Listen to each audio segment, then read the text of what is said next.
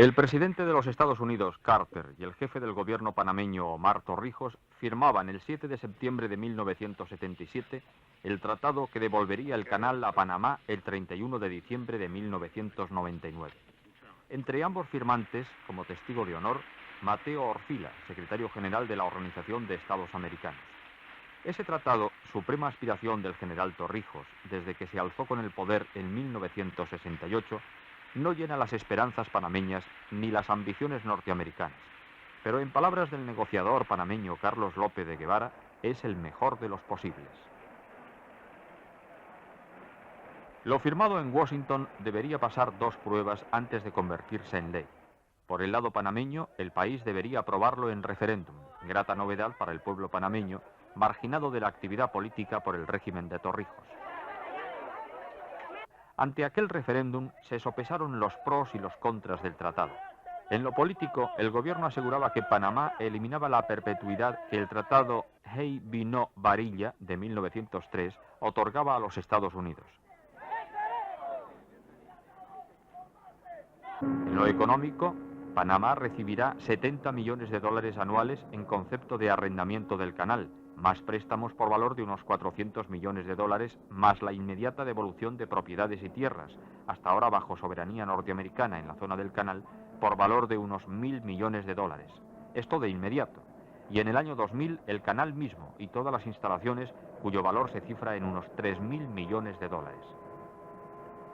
Por contra, como aireó la diplomacia norteamericana para convencer a los más conservadores y como clamaron los estudiantes panameños en sus manifestaciones, el nuevo tratado mantenía el complejo militar del canal y legalizaba las 14 bases militares norteamericanas en la zona.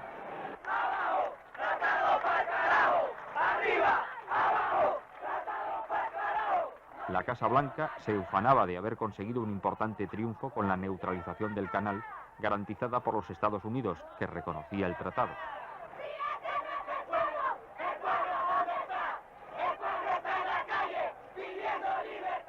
Para muchos comentaristas, ese punto permitía una intervención norteamericana en Panamá más allá del año 2000, con el pretexto de que estaba amenazada la neutralidad de la vía de agua. Las urnas decidieron el debate. El tratado resultó aprobado por un 65% de los votantes, con el 33% en contra y un 2% de sufragios nulos.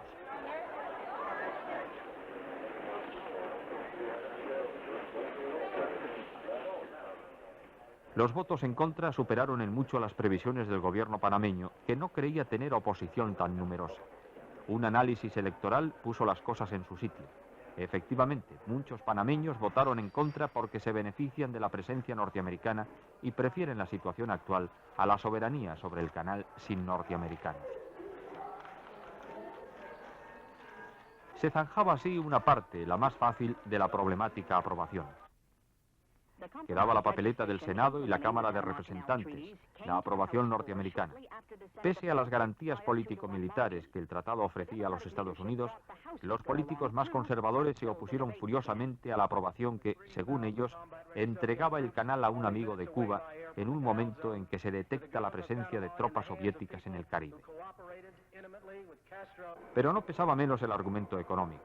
Según la CEPAL, los ingresos registrados por el canal en concepto de peaje entre 1960 y 1970 fueron de 757 millones de dólares. Las previsiones para la presente década superan la cifra de 1.000 millones. El ahorro que el empleo del canal supuso para los usuarios en la pasada década fue de 5.400 millones de dólares. El ahorro para la década presente se estima en unos 8.000 millones. No se olvide que son los propios Estados Unidos los principales usuarios del canal.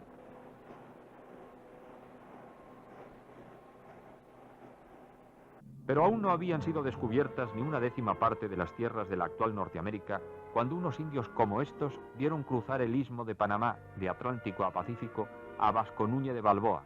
Salió Balboa de Santa María la Antigua del Darién el 1 de septiembre de 1513 y alcanzó y tomó posesión del Mar del Sur el 29 del mismo mes. El mes de penalidades pasadas y el descubrimiento de grandes lagos y ríos, dice la leyenda, hicieron concebir al descubridor la esperanza de que hubiera una vía de agua navegable entre ambos mares o que pudiera abrirse un canal con cierta facilidad. El Istmo de Panamá tuvo una importancia estratégica y económica de primera magnitud desde su descubrimiento.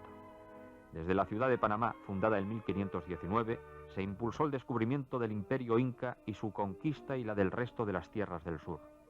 A Panamá llegaban las naves cargadas de riquezas y productos exóticos desde el Perú, y desde allí eran trasladadas a las ciudades de Colón o Portobelo.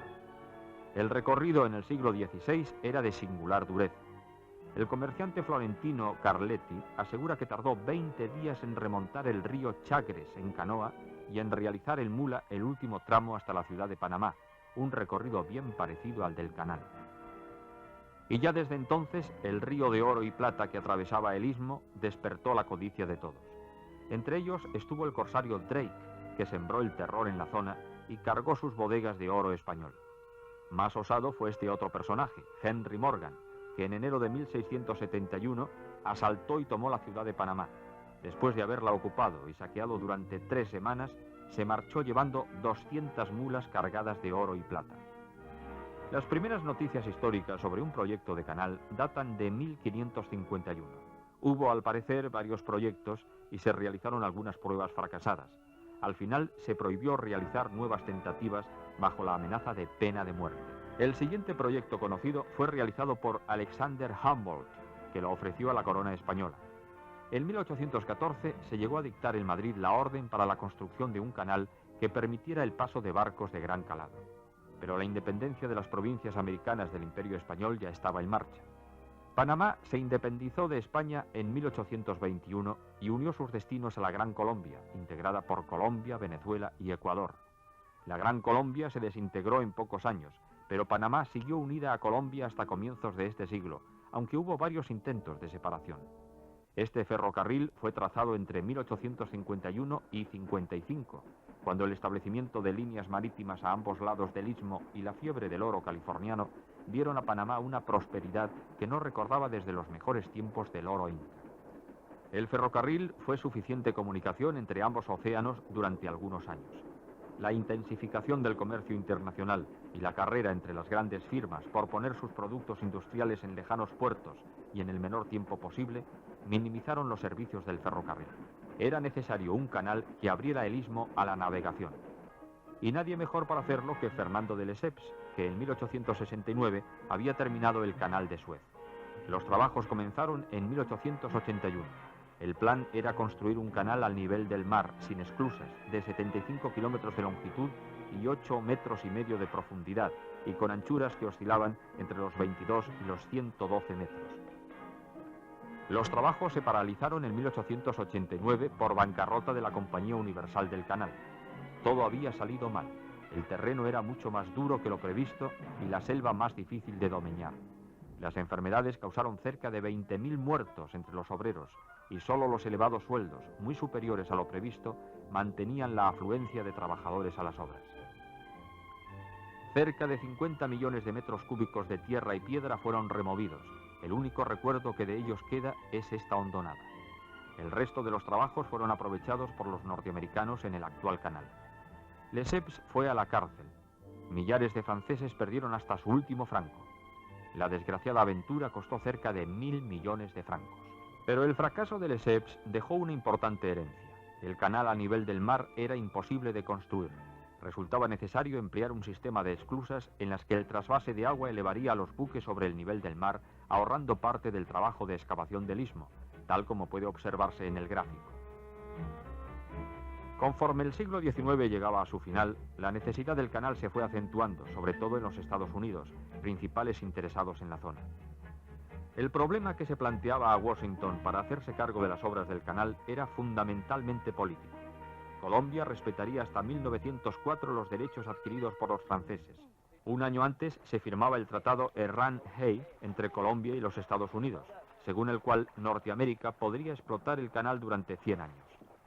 Por el mismo tiempo recibía una franja de tierra de 10 kilómetros de anchura a ambos lados de la vía de agua.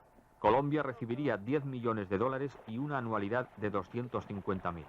Lo que nadie podía esperar es que el Senado colombiano rechazase el tratado. Con el rechazo, Colombia firmaba su desmembración. En este momento interviene el ingeniero francés Binot Varilla que convenció fácilmente al presidente norteamericano Roosevelt de que lo más conveniente era fomentar un nuevo intento secesionista panameño que esta vez cristalizaría con el apoyo USA. El día 3 de noviembre de 1903, una junta revolucionaria presidida por Manuel Amador Guerrero proclamaba la independencia de Panamá. 8 buques de guerra norteamericanos, 4 por cada costa, garantizaron la impotencia de Colombia para impedir la secesión. Amador Guerrero había salido de Nueva York solo 15 días antes. En sus maletas llevaba escrita la Declaración de Independencia y la nueva Constitución del país, ambas elaboradas por un abogado norteamericano. Vinó Varilla, hombre que jamás supo hablar castellano, se convirtió en ministro plenipotenciario del nuevo país y en calidad de tal firmó el tratado conocido como Hay-Varilla, que entre otras cosas concedía a los Estados Unidos a perpetuidad el canal y su zona y unas prebendas políticas económicas y administrativas impensables dentro de cualquier Estado independiente. Los trabajos se iniciaron rápidamente. Parte de la obra francesa era utilizable. La tecnología había avanzado sustancialmente en los años transcurridos desde el fracaso de Lesseps, y el plan norteamericano era mucho más maduro. Con todo, el canal costó 387 millones de dólares, más de 10.000 vidas de los trabajadores y 10 años de trabajos.